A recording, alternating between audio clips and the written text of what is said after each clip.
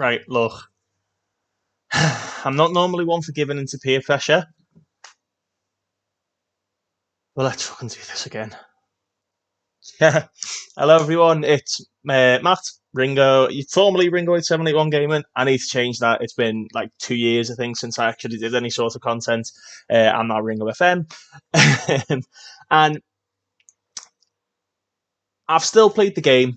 I've not streamed. I've not recorded. I've not made any content for, I think, a year and a half, 2 years. I've just been enjoying the game. I think this is something I do want to get back into. There's a few people who, as I say, peer pressure me. I've got Throwing Copper, Matt, again, who very, very very kindly has kept in touch with me, considering I don't do any content or anything anymore. But he's kept in touch. We've also got Dan Gear, on Twitter. I've had a few things where people have sort of peer pressure me into doing it.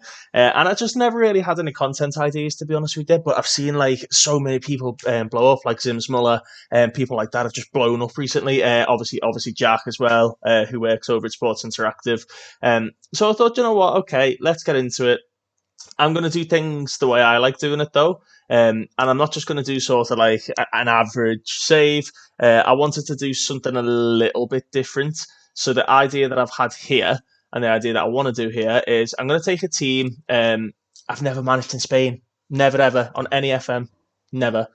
Anyway, never managed in Spain. Let's take a team that's not really won anything. They won, the second division in 2018, a couple of titles, 1985, before that 2008.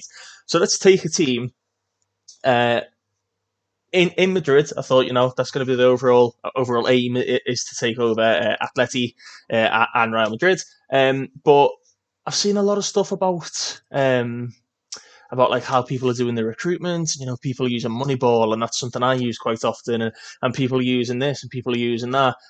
I'm going to go one better, and I'm actually going to mutually terminate the contract of every single one of my scouting staff, because this, ladies and gentlemen, is going to be what I like to call the eyes test. I'm going to keep him around purely because he's got the best judging playability and potential. Because I still need people, or staff, I should say, to scout the next games, to scout the next opposition. I need to know how I'm going to set up tactically against certain teams, certain styles. So I can't get rid of absolutely everyone. But the idea behind this is, I'm sure you've all heard it before. Does he pass the eyes test? So I'm literally going to be doing all of my scouting, anything like that, purely through like staff knowledge. And then in the actual scouting, I'm going to literally bin all of this off. We're not going to do any of that. We're going to get rid of everything. We're going to do. Oh, God, this is going to go terribly, isn't it? We want the scouting range to be the world. We're not actually going to scout anyone, so it doesn't really matter yet. Where am I doing it? Is it in here? Recruitment team, assigning scouts is me. Providing scout feedback, that is fine. I'm going to acknowledge that. It's all going to be done purely based on me looking within the player search, within the staff search filters, within just looking at a player's attributes. Let's say, for example, you know how it works. I want an advance forward. I like I like my strikers quite meaty. I like some quite meaty men, big meaty men slapping meat. So we're going to do that. We're going to stick on a little condition there. We're going to say he's got to be general height. Is at least 6'1", 6'2". Let's say 6'2". And then attribute wise, we're going to pick again the attributes that you want to really see in an advanced forward. Pace, acceleration, jump and reach, off the ball, decisions, composure, anticipation, and that's how I'm going to scout. Um, whether it comes off, I don't know. I think it's a bit of a, let's say, a gamble, picking a team that's maybe not very good, to be honest. It could have been a lot different, because I know people actually do this. Everyone does it sort of just knocking around on their saves. But for example, so someone like Marko Skepovic, I wouldn't necessarily say he passes the eyes test. Um, he can jump. He's tall. He moves into the channels. Literally, I don't want to know anything about him. I don't want to scout him. I don't want to know what his pros and cons are. If I like the look of that player, then that player is going to come into the team. And again, the idea was let's take a club that's not really won anything. Let's try and build something here. I've done okay on FM this year. The most successful save I did. Some people who follow me on social media may have seen it on Twitter. I had a Palace save where we won the Europa League with Palace. John Philippe Mateta scored back to back to back. Yes, three lots of 30 goal seasons back to back to back. So let's just build a team. Let's build a team. It's the eyes test. They've got to fit in what I want in my team. My assistant manager so far thinks we can control the possession, we can use wing play, or we can do some fluid counter attacking. Do we want to dictate play? Not necessarily. I'm not really a fan of that type of football. Do we want to get the ball out wide, get crosses in as early as possible while the fullbacks overlap and exploit the wide areas once the ball's out wide? The main focus is to get the ball into the box. That's the type of football I like seeing, so we're going to pick that. We're gonna start with a 4-2-3-1. I did have a little look before I started recording. The previous manager's preferred formation was 4-2-3-1, so we've got the players set up to do that. And again, so I've just been saying to you guys, it's the eyes test. It's what do I like seeing. I like meaty men. I like big meaty men. So we need someone quite tall. We need someone who can head the ball, maybe hold the ball up a little bit. Raul de Thomas is very good, but he's not as tall as I'd like. He shoots from distance. He cuts inside from the wings. He likes to switch the ball to the wide areas and often. Radamel Falcao plays for Vallecano. Okay. So he's not as tall as I like in a centre forward, but he actually does have a fair bit of jumping reach.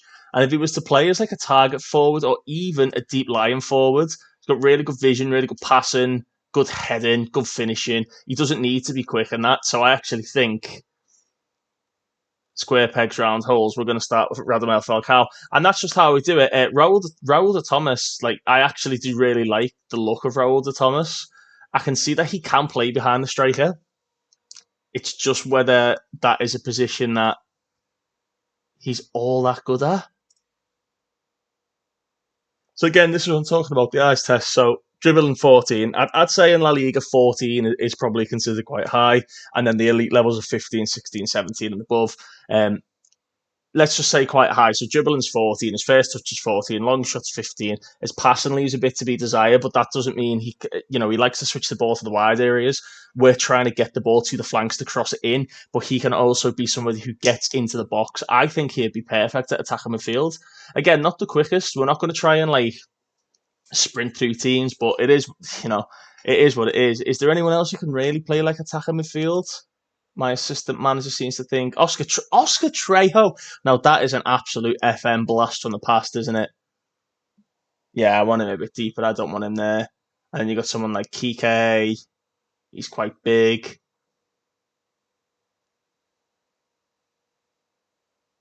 That is a big meaty man.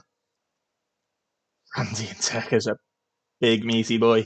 But this is what I mean. I mean, again, he can't dribble. He's not very technical. Physically, he's a very, very good player. Got a bit of flair about him as well. So again, this is the whole idea of the eyes test. Obviously, there's some issues with that. There's not a lot of the coaches are going to give me certain things on players and whatnot, but ultimately I'm going to make the decision on what I want to see. But again, I'm just trying to get across how I'm thinking this is going to play out. So again, we said Falcao's going to be deep lying.